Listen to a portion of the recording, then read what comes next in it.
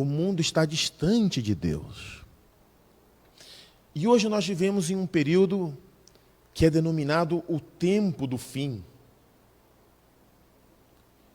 É um período delimitado pela Bíblia. A Bíblia revela o início e o fim desse período. Bem, o início do tempo do fim tem uma data certa. Nós vamos ver a importância de entendermos o período em que estamos vivendo para que possamos discernir os fatos que estão acontecendo diante de nós. O início do tempo do fim foi revelado na Bíblia em 4 oportunidades, no livro de Daniel, uma vez, e no livro de Apocalipse, 3 vezes. A data do início do tempo do fim é o ano de 1798. Nesse ano, o Papa Pio VI foi preso pelas forças militares de Napoleão Bonaparte. Bem, nós já sabemos o início do tempo do fim. Agora, o que nós sabemos sobre o término do tempo do fim? Não sabemos a data exata, mas sabemos que ela está muito próxima. E também sabemos o fato que vai caracterizar o término do tempo do fim, o que é? A segunda vinda do nosso Senhor Jesus a este mundo. Então, o tempo do fim é um período que antecede a volta de Jesus. E nós já estamos nesse período há mais de 220 anos. E qual é a característica principal, o predominante do tempo do fim? É a incredulidade. Cristo, em Lucas 18:8, fez a seguinte pergunta: quando vier o Filho do Homem, porventura achará fé na terra? Quando Cristo vier a esse mundo, a característica principal será da incredulidade. Nós vivemos em uma época de incredulidade. O tempo do fim é o período da incredulidade. As pessoas não se preocupam em agradar a Deus, não consideram o que diz a palavra de Deus. Se elas considerassem, o mundo não estaria vivendo nessa incerteza em que se encontra. Já pararam para pensar nisso? Nós vivemos talvez no período de maior desenvolvimento tecnológico, no período em que se oferece mais conforto às famílias, no período em que os automóveis e as casas e os meios de transporte são tão desenvolvidos. No entanto, talvez nunca tenhamos vivido um período de tanta incerteza, de tanta depressão, de tanto caos. Exatamente depois do início do tempo do fim, apareceram correntes filosóficas que ignoram a existência de Deus. E essas filosofias predominam na sociedade atual, nas escolas, na mídia e até mesmo em algumas igrejas. Por exemplo, evolucionismo surgiu no século XIX. O evolucionismo é a filosofia segundo a qual, na criação das coisas, na concepção biológica do nosso planeta, Deus está ausente, Deus não existe. Então vejam, uma teoria que ignora a existência de Deus. O materialismo histórico, que também surgiu no século XIX. Significa que nos meios de vida, na economia, Deus também está ausente. O espiritismo moderno são todas teorias que surgiram no século XIX, logo após o início do tempo do fim. Qual é o problema dessas teorias? É que elas desconsideram a existência de Deus. Elas fazem troça, debocham da Bíblia. E quando um problema como esse do coronavírus aparece, então as pessoas dão ouvidos a dezenas, centenas de explicações. Surgem muitas teorias, mas elas se esquecem de olhar para a palavra de Deus. Se esquecem de conferir o que o Senhor diz. Ouça esse texto. Quando em dificuldade, os filósofos e homens da ciência buscam satisfazer ao espírito sem recorrer a Deus, ventilam sua filosofia quanto ao céu e à terra, atribuindo às pragas, pestes, epidemias, terremotos e fomes a motivos expostos por sua suposta ciência. As perguntas relativas à criação e à providência tentam responder dizendo: isto é uma lei da natureza. Quando os homens ímpios que governam o mundo se veem diante de pragas, de epidemias, de terremotos, de pestes, coisas que eles não conseguem controlar, que eles não conseguem explicar, então eles se lembram de Deus? Não. E ficam dizendo que são coisas da natureza. Mas quem é o criador da natureza? É Deus. Se os filósofos conferissem o que a Bíblia diz, se os cientistas dessem uma olhada no que a profecia indica, então não estaríamos nessa incerteza, nessa insegurança que estamos experimentando agora. Então, esse é o momento de nós voltarmos os nossos olhos para a palavra de Deus, para verificar o que dizem as profecias. Vejamos que o próprio Jesus descreveu as características dos dias que antecederiam a sua vinda. Em Mateus 24, 3, 6 e 7. E estando assentado no Monte das Oliveiras, chegaram-se a ele os seus discípulos, em particular, dizendo: dize-nos, Senhor, quais serão essas coisas, e que sinal haverá da tua vinda e do fim do mundo? Os discípulos estavam curiosos, que Cristo lhes dissera que ele viria outra vez. E os discípulos pensavam que a segunda vinda de Cristo seria nos dias deles. Assim como pensaram também os apóstolos, os homens fiéis que viveram no passado, os mártires da Idade Média, eles tinham a esperança de ver Jesus voltar. E por isso os discípulos perguntaram: quais serão os sinais da tua vinda? Agora vamos ao verso 6. Cristo disse: ouvireis de guerras e de rumores de guerras. Olhai, não vos assusteis, porque é mister que tudo isso aconteça, mas ainda não é o fim.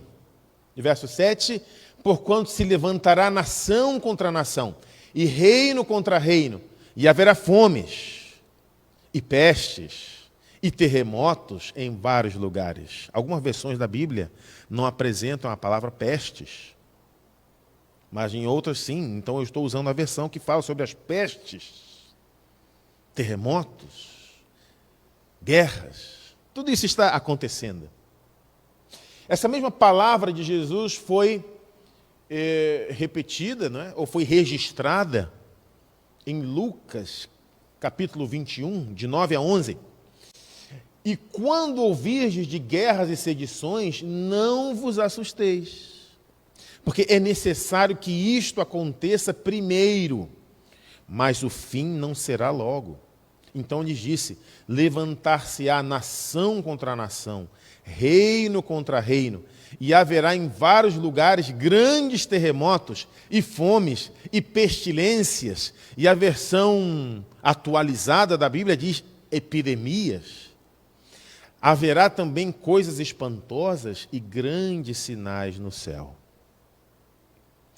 Então, vários são os sinais da vinda de Cristo. E a ocorrência desses sinais nunca foi tão intensa como agora. Irmãos, sempre houve guerras, sempre houve terremotos, sempre houve fomes, até mesmo epidemias, sempre aconteceu em toda a história do mundo, mas nunca aconteceram de forma tão intensa, ao mesmo tempo e em vários lugares, como está acontecendo hoje, no tempo do fim. Agora, entre esses sinais da vinda de Cristo, eu quero me deter em um deles, que foi mencionado por Jesus, que é as pestilências, ou as pestes, ou as epidemias, que são a mesma coisa. A peste ou a epidemia mais terrível da história aconteceu no século XIV. O surto principal da peste bubônica, também conhecida como peste negra, que ocorreu na Europa e na Ásia. mais de 50 milhões de pessoas morreram em 4 anos. Isso correspondia a 1/3 da população mundial da época. E metade dos habitantes da Europa foi dizimada. Essa foi a pior peste. Mas foi a partir do século XIX, ou seja, após o início do tempo do fim, que as epidemias se multiplicaram. Atualmente, as epidemias matam tanto ou mais pessoas do que as guerras, do que os terremotos. Vejam o que diz a inspiração. Desde então, e o texto se refere a 13 de novembro de 1833, terremotos, furacões, maremotos, pestes, fomes, destruição por fogo ou por inundações têm se multiplicado. Então, desde o início do tempo do fim, os sinais da vinda de Jesus têm aumentado a sua intensidade. Vamos mencionar algumas das grandes epidemias dos últimos 200 anos.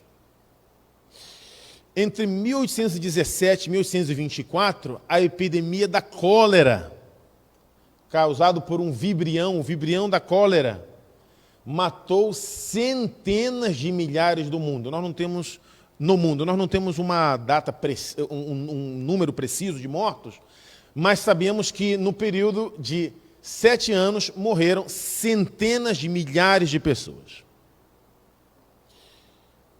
A tuberculose é considerada uma epidemia. Então, no espaço de 100 anos, entre 1850 e 1950, hoje em dia, se a pessoa se medica contra a tuberculose, ela não morre de tuberculose, mas nos organismos que estão com o sistema imunológico enfraquecido, a tuberculose ainda mata. Nos lugares mais pobres do mundo, ela ainda mata muito. Mas entre 1850 e 1950, aproximadamente 1 bilhão de pessoas morreu em decorrência da tuberculose. A varíola, entre 1896 e 1980, também praticamente um período de quase 100 anos, matou 300 milhões de pessoas. A tifo, uma peste que durou 4 anos, entre 1818 e 1822, matou 3 milhões de pessoas na Europa Oriental e na Rússia.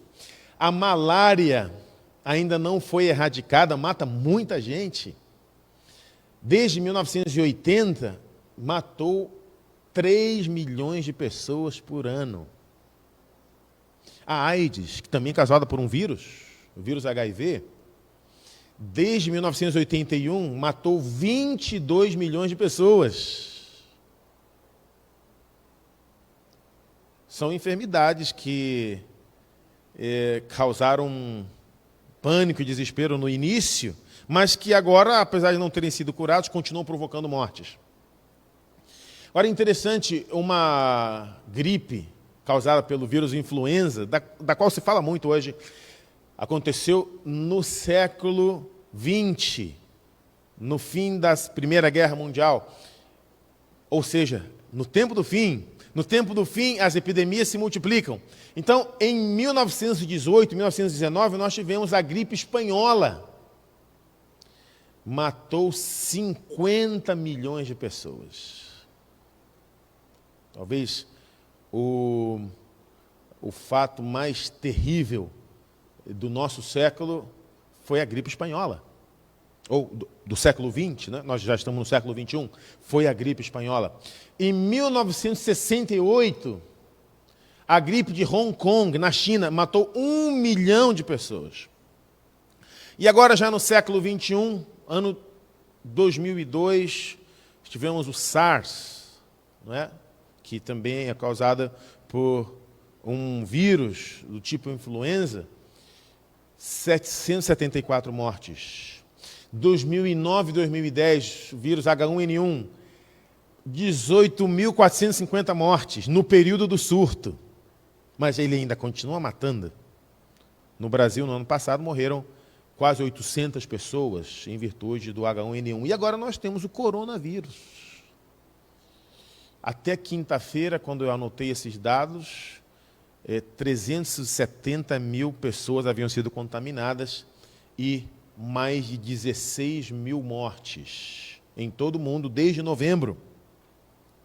E aqui no Brasil, até ontem à noite, 92 mortes. E esse número tende a crescer.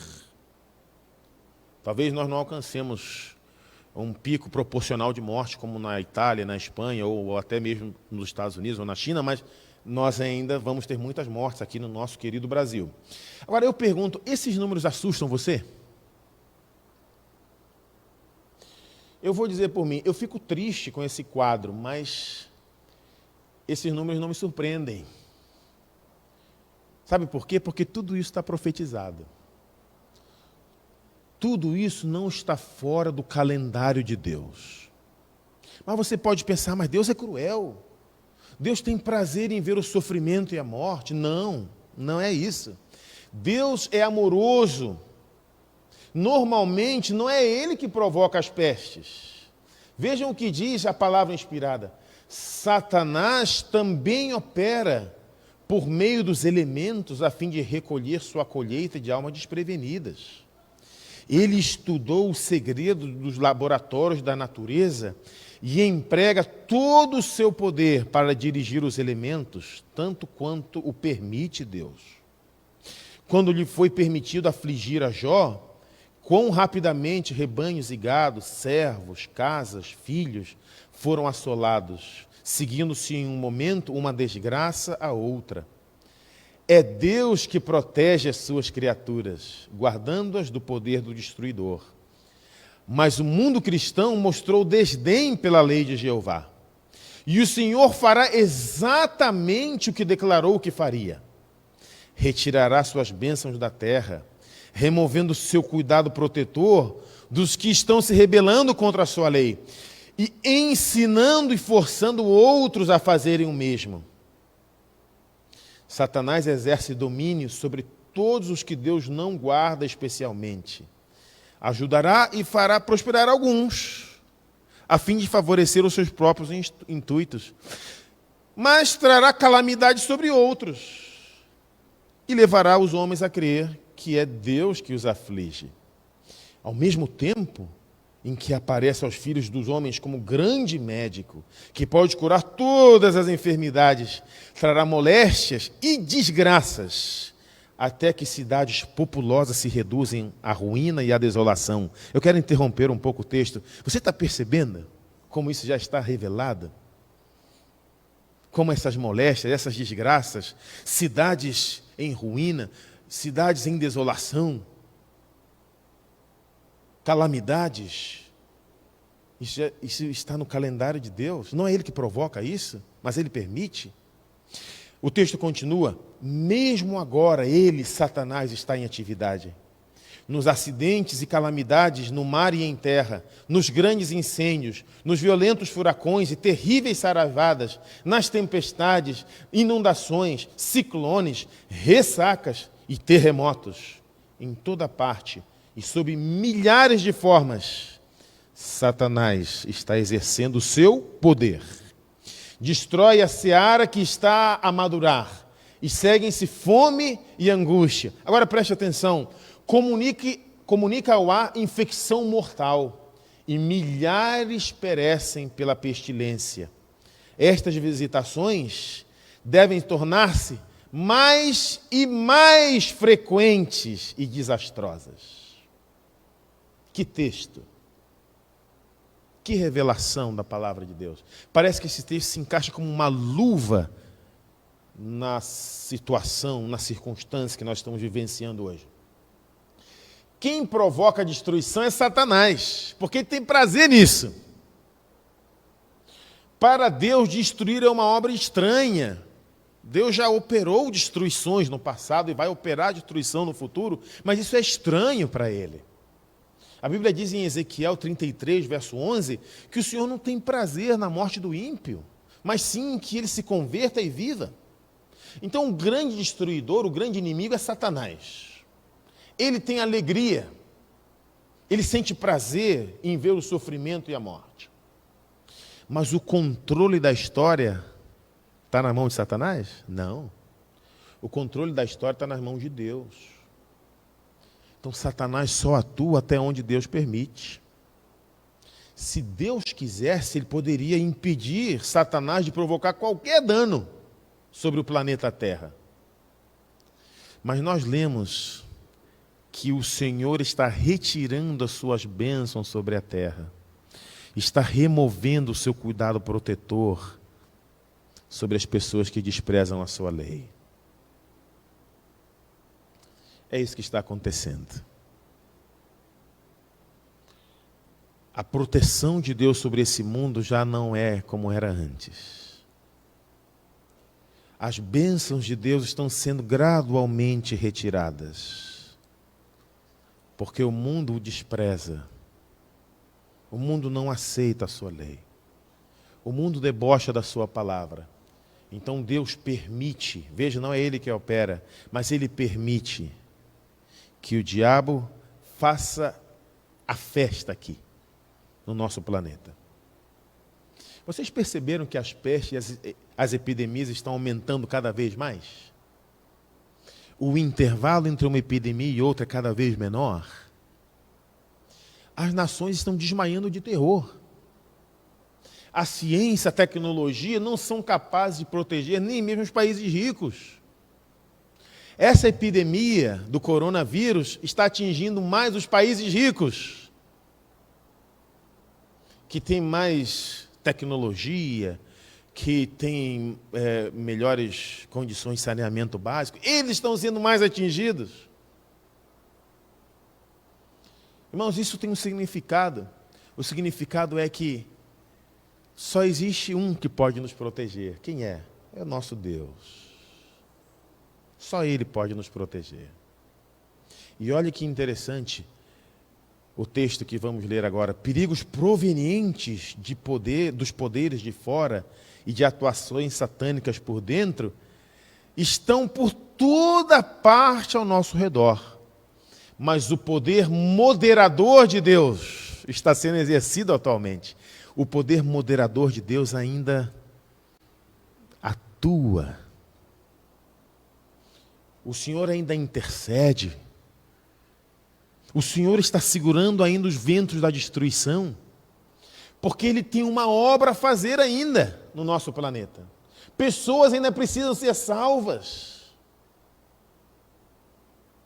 E por isso nós não estamos vendo uma destruição total. Mas a taça da ira divina se enche mais e mais a cada dia. Diz o texto, o Espírito de Deus está gradual, mas seguramente sendo retirado da terra. Esse é um texto muito forte. O Espírito de Deus está gradual, mas seguramente sendo retirado. O Espírito de Deus ainda não foi retirado, mas ele está sendo gradualmente retirado da terra. E esse é o quadro do mundo em que vivemos. Irmãos, a situação não está boa. E eu digo isso com muita tristeza. Aliás, eu tenho que dizer, não que eu queira, mas porque a profecia diz. Acompanhem comigo esse texto. Essas calamidades, essas epidemias que matam tanta gente não vão parar. Ainda não estamos no fim. O fim vai ser muito pior. E de agora em diante as coisas não vão melhorar. Parece um texto catastrófico, né? É terrível dizer isso. Essas epidemias não vão parar. As calamidades não vão cessar. E nós não estamos no fim ainda. Cristo disse, quando vocês virem essas coisas, guerras, epidemias, ainda não é o fim. Porque nos dias que antecedem o fim, nos dias mais próximos da vinda de Jesus, a situação vai estar ainda pior. Vamos ler o próximo texto. Deus não tem impedido que os poderes das trevas levem avante sua ímpia obra de poluir o ar, uma das fontes de vida e nutrição com um veneno fatal. não somente é afetada a vida vegetal, mas o homem sofre de epidemias. Essas coisas são o resultado de gotas das taças da ira de Deus que estão sendo borrifadas sobre a terra e constituem apenas débeis representações do que acontecerá no futuro próximo. As fomes aumentarão, epidemias arrebatarão milhares de vidas. Uma pessoa comum talvez ficaria desesperada com esse texto. Imagine uma epidemia como o coronavírus acontecendo de 6 em 6 meses. Imagine uma epidemia com índice de mortalidade 100 vezes maior que o coronavírus, acontecendo em vários lugares ao mesmo tempo, com uma taxa de mortalidade enorme em 1 ou 2 semanas. Imagine isso. Será que a economia resistiria? Não. Será que as pessoas suportariam? Não. Então haveria caos, anarquia, desespero, saques, descontrole, violência, destruição. E é isso que vai acontecer. Nós ainda não chegamos lá, mas estamos no caminho. Coisas terríveis estão por vir. Esse mundo vai se degradar mais e mais. E finalmente vai ser destruído. E como nós sabemos dessas coisas? Porque está escrito na Bíblia. Porque está profetizado na palavra de Deus. Então, diante desse quadro, vem a pergunta: qual deve ser a minha reação? Qual deve ser a sua reação? Desespero? Medo? Deixa eu dizer uma coisa para você. Nos próximos dias você vai ouvir muita notícia negativa. Estatísticas desesperadoras. Fatos assustadores. E eu não digo para você não assistir às notícias. Mas não fica o dia inteiro ouvindo que fulano está doente, Beltrano está doente, está todo mundo morrendo, porque daqui a pouco você vai achar que você está doente também. Mantenha-se informado, mas não fique o dia inteiro ouvindo coisa negativa, não. Daqui a pouco você vai sentir medo também. Você vai ficar apavorado também. Talvez as informações sejam até corretas. Mas deixa eu dizer uma coisa para você. Não se deixe levar pelo medo. Uma coisa é uma situação negativa existir. Isso é uma coisa. A outra coisa é você sentir medo. Sentir pânico. E nós, como estudiosos da profecia, já sabemos que isso vai acontecer. E vai piorar. Não sinta medo. Não sinta pânico. Nós realmente estamos enfrentando dias ruins, dias maus, mas não podemos ser dominados pelo medo. Essa epidemia e todas as outras que vieram e que virão estão previstas na profecia bíblica. E se você lê a Bíblia, se você lê o Mateus 24, se você lê o Lucas 21, você já sabia que a coisa ia ficar feia, não é? E a coisa está feia mesmo. Então não ignore o problema. Seja responsável. Siga as recomendações médicas e sanitárias. Atenda às ordens das autoridades. Mas não sinta medo. Não se desespere. Essa semana eu ouvi um vídeo interessante em que um pastor diz o seguinte: olha, lave as mãos, cubre a boca, mas não deixa que o diabo ponha medo em você. Não tenha medo. O medo faz o problema ficar muito maior. E você está nas mãos de Deus. Lucas 12:32. Não temas, ó pequeno rebanho, porque ao Pai agradou dar-te o reino. Não temas. Mesmo nos problemas, nas provações, nas dificuldades, Deus tem uma promessa para nós. Ele disse: não temas, porque ao Pai agradou dar-te o reino. E é isso que nos traz esperança, é a promessa de Deus. A promessa de Deus é ampla. As promessas de Deus são muitas na sua palavra. Mesmo que a pessoa ao seu lado fique doente, você ainda tem motivo de se alegrar na promessa que a palavra de Deus faz para você. Então, qual é a sua reação? Qual deve ser o seu comportamento diante dessa crise? Eu quero ler 2 Pedro 3, de 10 a 14. A palavra de Deus diz, informa, recomenda sobre o comportamento que nós devemos adotar. Mas o dia do Senhor virá como o ladrão da noite, no qual os céus passarão com grande estrondo, e os elementos ardendo se desfarão, e a terra e as obras que nela há se queimarão. Havendo, pois, de perecer todas estas coisas, que pessoas vos convém serem santo trato e piedade, aguardando e apressando-vos para a vinda do dia de Deus, em que os céus em fogo se desfarão e os elementos ardendo se fundirão? Mas nós, segundo a sua promessa, aguardamos novos céus e nova terra, em que habita a justiça. Por isso, amados, aguardando estas coisas, procurai que dele sejais achados imaculados e irrepreensíveis em paz. Eis aqui um convite para você que nunca parou para pensar no assunto. Talvez essa semana de confinamento lhe dê a oportunidade de pensar sobre isso. Lhe dê a oportunidade de refletir, de acompanhar o raciocínio do apóstolo Pedro.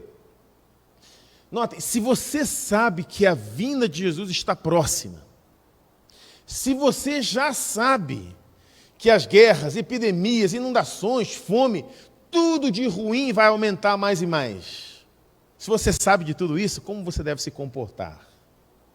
Pedro responde, aguarde a vinda de Jesus com um comportamento piedoso, de santo trato.